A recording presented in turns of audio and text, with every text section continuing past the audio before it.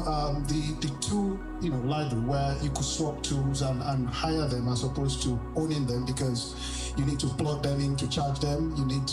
So you can reuse and recycle, and also the mayoress talked about some local shops where you can buy the charity shops.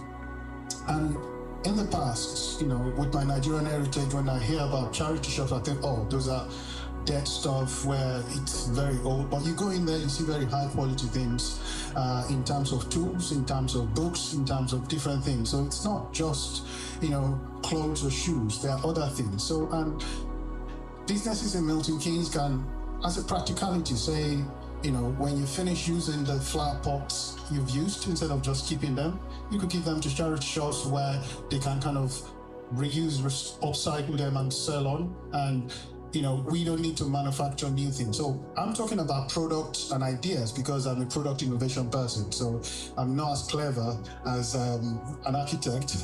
So I'm just giving practical ideas of things we could use. And I just think that if we all do a little bit, I also mentioned the green idea of the month. In every business, you're always going to have that bright spark, someone really filled with ideas. Encourage people to come up with an idea about how to be more green. Because most of the time, people who start businesses have an idea of how they want the business to run, but they do have junior people or interns or new entrants into the business who have very good ideas. If you promote the green idea of the month, you'll be surprised what ideas will come true.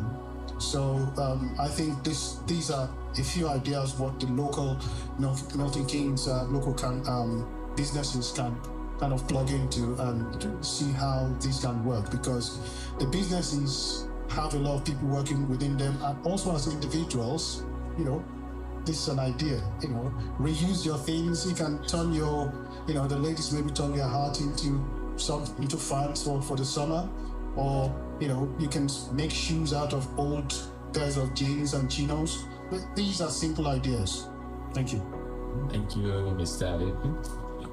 And I want to seek for your permission, to tell my wife to stop throwing away her old, clothes, so that I can be, taking part of it to recycling. Meanwhile, I think the only question I have for you is, how do you think we can still encourage people to use, considering the fact that people look at using something that somebody has already used as, something demeaning, That's an interesting question. I think I kind of pointed to that. It's a cultural thing, and I referenced my Nigerian heritage because, we have this thing, we want to buy tiaroba, which is, it has to be brand new. Yeah. So for those who are not of Nigerian heritage, tiaroba means when you buy a car, you remove the plastic cover. So we have this tiaroba kind of aspirations to mentality that it has to be brand new. Well, evangelizing new ideas is about segmenting your market and knowing how you communicate appropriately to the different market segments. And if I was selling the idea of reducing recycling, if I go to a Nigerian, I would not talk about clothing. I would start with something else. And even if I was talking about clothing, I could use my own example because it's someone in the family. But you could talk about things like, CDs or flower pots or other things that are not, very personal or intimate. But also, there are other things we can do. It could be, instead of driving all the way, I remember when I used to live in London and there was something on BBC London about, walk more.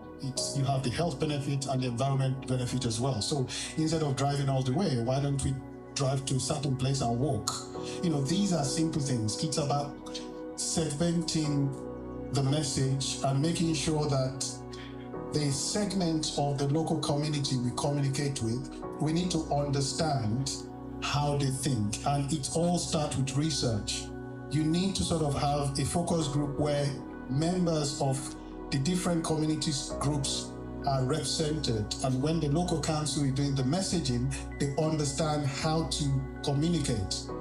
Melton Keynes I was talking to the mayor outside now, and she said Melton Keynes is now about 38% diverse. So there is a huge opportunity to bring different, groups of people to give an idea of how we could be more green. Because if you just bring a subset of the community, the other will be thinking, what are you talking about? I'm not interested. But if you bring ideas that come from the representatives of every community in Melton Keynes, the messaging will resonate with everyone. I think that's an inclusive decision. Bringing everybody together on the table to, design and decide on what to do and the direction to focus on. Exactly. Thank you.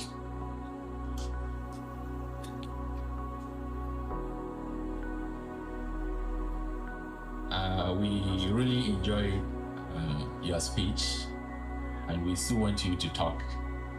We cannot get tired of hearing from you, tapping from your wealth of knowledge and experience. Mr. Michael, talk to us about, circular economy. Right, thank you for that introduction. I'm sure if we'd been able to find someone else, we would have done. But in our movement, we have only a limited number of people who are free. So, circular economy, you've paved the way beautifully in what you've said, Melton. You've actually explained the point that if we change our attitude to buying, having, throwing away, we're going to get somewhere better. Sharing, as you've described in car clubs, is wonderful.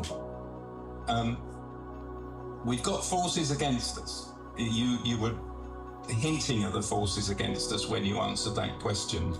We are being persuaded all the time to want stuff, to buy stuff, and then throw it away because we can get the next better model, the next better car, the next better smartphone, whatever it is. So there is a whole economy that is against us.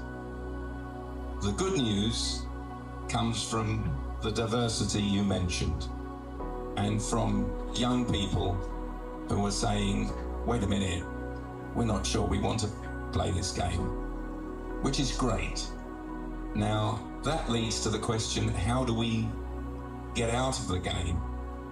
And I'm not quite sure how to find a way into this. Let's start in Milton Keynes. There's a number of excellent eating places. One of them is a cafe run by the Camp Hill community, and you can get food there in the Camp Hill community, which is a working community with disadvantaged people. And they have excellent solar panels on the top, which leads to our first event. When you eat at their restaurant and you eat vegetables and salad, they are grown in their gardens. Grown in their gardens from compost, which comes from the households and from the cafe. Now that, to me, is one of the very best examples of a circular economy you can get.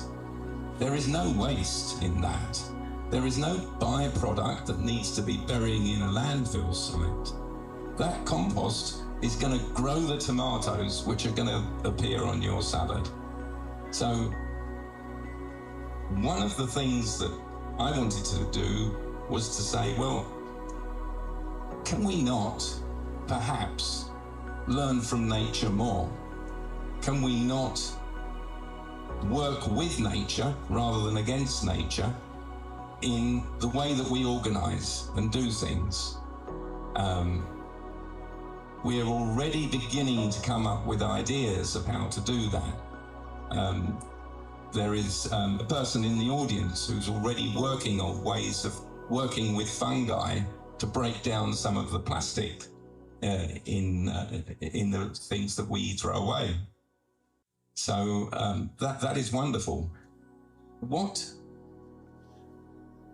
we want to do is to see how working with nature can teach us about that. We try and promote a way of growing stuff that is in harmony with nature. And Transition Town in UK has got a group within us of enthusiastic growers. And if you Google the words planting up MK or go on our website, you will find out about that group and their activities. I wanted to mention that because we can't learn from nature until we get our fingers a little bit dirty, I think. Let's grow some more of the stuff we eat. Let's not buy it in plastic bags. Let's have it on our windowsills. That is going to be my plea. Now, how can we live circular economy in our daily lives? Well, we talked about voting, and to my simple answer to that is the best vote that you've got is your wallet. In other words, support the good guys, don't support the bad guys. Support the guys who are trying to do it as sustainably as possible. And I've obviously put some time and effort into looking things up and doing it in my own life. So I can give a few tips, obvious tips, for example, but I don't want to take up too much time. So I'll just mention two companies, and then if anybody wants any more tips, come and talk to me afterwards. Otherwise, I'm going to ruin the program. So tip number one is look at people who have managed to do away with packaging altogether. We did it for hundreds of years, well, certainly 100 years, with milk. We delivered milk to people's houses, and we either used their containers or we used a container that we recollected. Now, Milk and More, who deliver to Melton Keynes, have now got a whole range of products in returnable containers. And that includes cleaning products, other forms of juices, spring water, and there's a whole ethical discussion about spring water, but if you insist on spring water, why not get it in a bottle that is going to go back and get refilled with spring water? That is the most circular thing you can do with that. So that's one example. There's another example of a local organic vegetable delivery company that also delivers food.